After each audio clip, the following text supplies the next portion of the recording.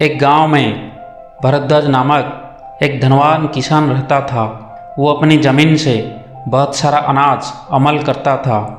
वो अपनी गांव में एक उत्सव का आयोजन कर रहा था। उसी समय भगवान तथागत बुद्ध भिक्षाटन के लिए उसी गांव में भ्रमण कर रहे थे।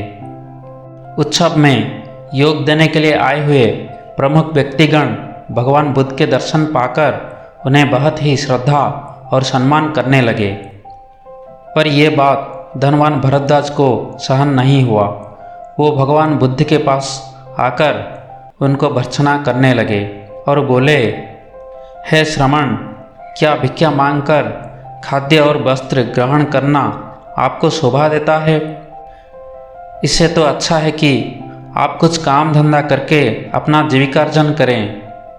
मुझे देखिए, मैं अपना खेत में बीज डालकर अच्छी तरह से खेती करके काफ़ी सारा अनाज उत्पन्न करता हूँ। खुद की मेहनती धन से मैं बड़े आनंद से अपना गुजारा चलाता हूँ। ऐसी भिक्षा मांगना त्याग करके आप ज़मीन में खेती करके इससे निकले हुए अनाज से भोजन क्यों नहीं करते हो? भगवान बुद्ध बोले, आपके जैसा मैं भी एक किसान हूँ।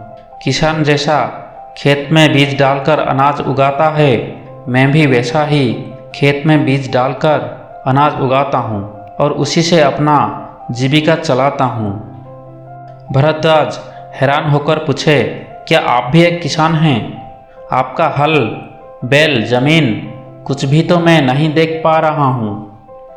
आपका बीज कहाँ है? आप खेती कैसे करते हैं?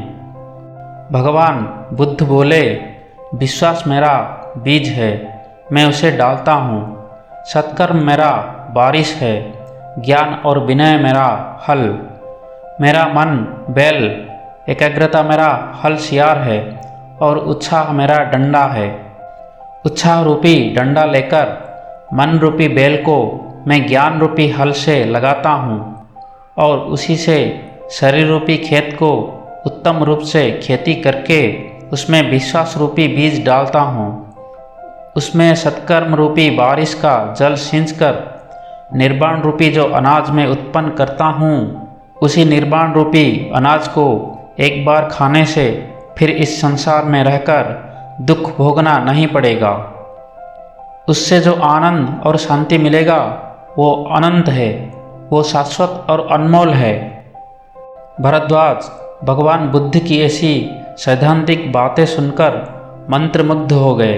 वो भगवान बुद्ध को अपने घर में निमंत्रित करके उनको पायस प्रदान किए और उसी दिन से भगवान बुद्ध के शिष्यत्व लाभ करके धार्मिक जीवन बिताने लगे। इस कहानी से हमको ये सीख मिलती है, ना कोई काम, ना ही किसी व्यक्ति, किसी को भी हमें छोटा नहीं समझना चाहिए। हो सकता है एक छोटे काम के पीछे कोई बड़ा उद्देश्य या फिर कोई महान उद्देश्य छिपा हो।